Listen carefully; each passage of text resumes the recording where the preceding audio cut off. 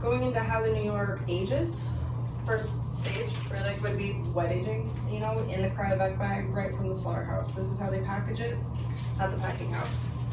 What we do here is then we're going to take it out of the plastic and put it onto these racks so that it can start dry aging. This is what it looks like at about 4 days in. So you can see it's still really, really moist, really pliable. That's, you know, just the start of the dry aging process.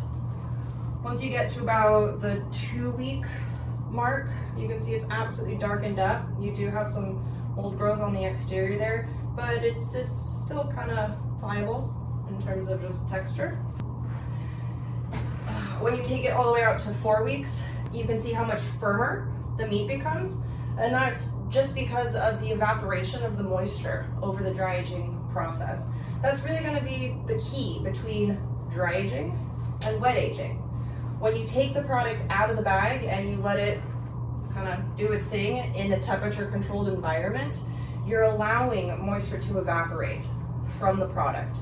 A good way to think of it in terms of how it affects the flavor is if you've ever taken a stock and turned it into a demi, the more moisture that you pull out of that liquid, what's left in the pot becomes so much more concentrated in flavor.